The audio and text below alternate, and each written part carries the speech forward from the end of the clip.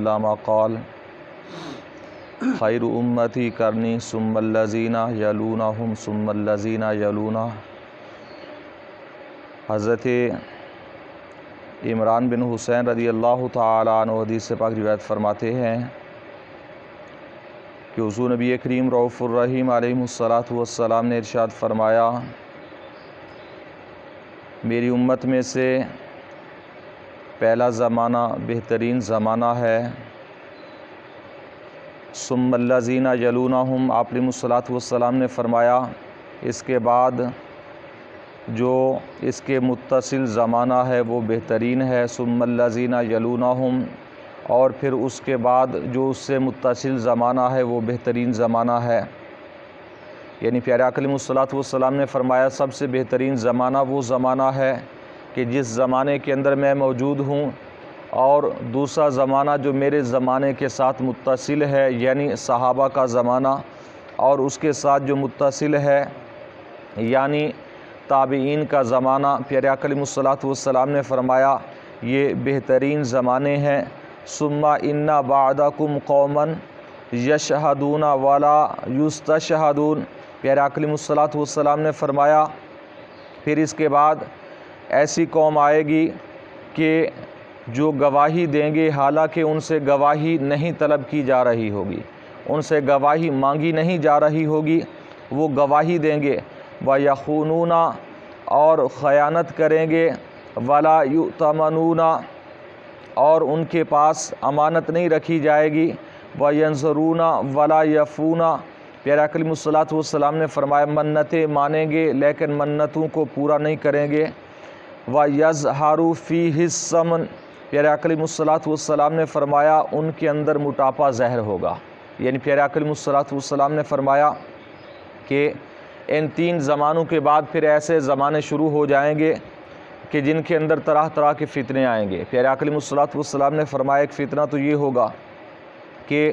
لوگوں سے گواہی مانگی نہیں جائے گی، خود بخود گواہی دے رہے ہوں گے، انہیں گواہی کے لیے طلب نہیں کیا جائے گا، ویسے ہی وہ کہیں گے جی میں نے یہ دیکھا ہے ایسے ہوا ہے۔ حالانکہ ہر جگہ گواہی دینی نہیں چاہیے اور ہر جگہ خاموشی بھی اچھی نہیں، یہ آگے بھی حدیث مبارکہ آ رہی ہیں۔ جہاں پر دیکھیں ظلم و ستم ہو رہا ہے اور اگر کسی مسلمان کی گواہی دینے کی وجہ سے ظلم ختم ہو سکتا ہے، ظلم رفع ہو سکتا ہے، تو وہاں پر گواہی دینی چاہیے تاکہ مسلمان پر جو ظلم و ستم ہو رہا ہے اس سے وہ بچ جائے۔ اور اگر ایسی جگہ ہے کہ جہاں پر کسی پر اگر حد جاری ہوتی ہے یا کسی کا جرم ثابت ہوتا ہے، اس پر قصاص وغیرہ عائد ہو جاتا ہے، تو ایسی جگہ پر رکنے کا حکم دیا گیا ہے۔ تو پیارے آقا علیہ الصلاۃ والسلام نے فرمایا ان سے گواہی مانگی نہیں جائے گی، گواہی دیں گے، اور ان کی حالت یہ ہوگی کہ اگر ان کے پاس امانت رکھی جائے تو خیانت کریں گے، امانت کے اندر خیانت کریں گے، وہ خائن لوگ ہوں گے۔ پیارے آقا علیہ الصلاۃ والسلام نے ارشاد فرمایا وَلَا يُؤْتَمَنُونَ، اور ایسی حالت ہو جائے گی کہ ان کے پاس پھر امانت نہیں رکھی جائے گی خیانت کی وجہ سے، وَيَنْظُرُونَ وَلَا يَفُونَ، پیارے آقا علیہ الصلاۃ والسلام نے فرمایا منتیں مانیں گے اور منتوں کو پورا نہیں کریں گے۔ آج کل ہمارے ہاں یہ بھی بہت رواج ہو چکا ہے منتیں ماننے کا، حالانکہ منت ماننا کوئی واجب یا ضروری نہیں ہے، نہ ہی سنت ہے، بلکہ یہ صرف ایک اگر کوئی اچھے کام کی اچھی چیز کی منت مانتا ہے تو یہ صرف مستحب ہے، یعنی اس پر آپ اجر ملے گا۔ تو اس کے ساتھ ساتھ منت کے جو احکام ہیں وہ بھی سیکھنا پھر لازمی ہے۔ لیکن کیا ہے کہ ہم منت مان لیتے ہیں لیکن یا تو پھر پورا ہی نہیں کرتے، یا پورا ایسے انداز میں ایسے طریقے کے ساتھ کرتے ہیں کہ وہ منت ادا ہی نہیں ہوتی۔ مثال کے طور پر اگر ہم نے منت مانی ہے بکرے کی، بکرا تو دیا لیکن خود ہی کھایا اور امیروں کو کھلا دیا تو منت نہیں ہوئی۔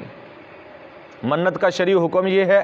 کہ نہ آپ خود اس میں سے کھا سکتے ہیں، نہ ہی آپ اغنیاء کو، امیروں کو، دولت مندوں کو کھلا سکتے ہیں، وہ صرف فقراء کا حق ہے، وہ صرف غریبوں کا حق ہے۔ لیکن ہمارے ہاں بس اپنے ہی رسم و رواج بن چکے ہیں، انہی کے تحت ہم یہ ساری، پہلی تو بات یہ کہ منتیں پوری کرنے کے لیے تیار نہیں ہوتے، اور اگر منتیں پوری کرتے بھی ہیں تو ایسے انداز سے کہ جس کا شریعت نے حکم نہیں دیا، شریعت کی خلاف ورزی کے اندر۔ تو پیارے آقا علیہ الصلاۃ والسلام نے فرمایا ایسا زمانہ آئے گا پھر میرے زمانے کے بعد، صحابہ کے زمانے کے بعد، تابعین کے زمانے کے بعد منتیں لوگ مانیں گے اور منتیں پوری نہیں کریں گے، اور آج بھی اکثر یہی ہو رہا ہے۔ اور پیارے آقا علیہ الصلوۃ والسلام نے فرمایا پھر ان لوگوں کی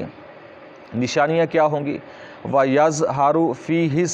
فِيهِمُ السَّمَنُ، پیارے آقا علیہ الصلوۃ والسلام نے فرمایا ان کے اندر موٹاپا ظاہر ہوگا،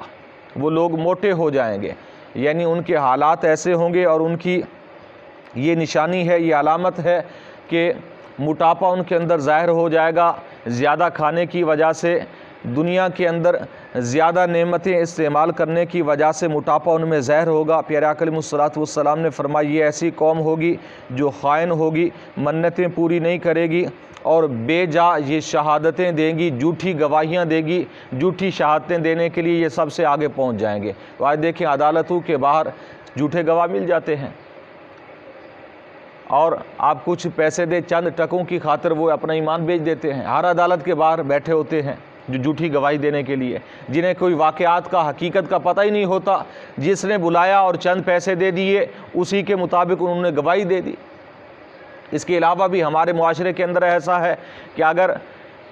کسی امیر پر کوئی مسئلہ بن جائے تو ہر شخص اس کے لیے گواہی دے رہا ہوگا، لیکن اگر کسی غریب پر بن جائے تو کوئی قریب ہونے کے لیے تیار نہیں ہے، کوئی گواہی دینے کے لیے پھر تیار نہیں ہوگا۔ تو یہ ہمارے حالات ایسے ہو چکے ہیں۔ تو پیارے آقا علیہ الصلوۃ والسلام نے 1400 سال پہلے یہ ساری خبریں دے دی ہیں، اور یہ حدیث مبارکہ بخاری و مسلم شریف کی حدیث پاک ہے۔ اللہ تعالیٰ کی بارگاہ میں دعا ہے کہ نبی کریم صلی اللہ تعالیٰ علیہ وسلم کے وسیلہ سے ہم سب کو علم دین سیکھنے کی، سمجھنے کی، عمل کی توفیق عطا فرمائے۔ آمین بجاہ النبی الامین، وما علیہ الا البلاغ المبین۔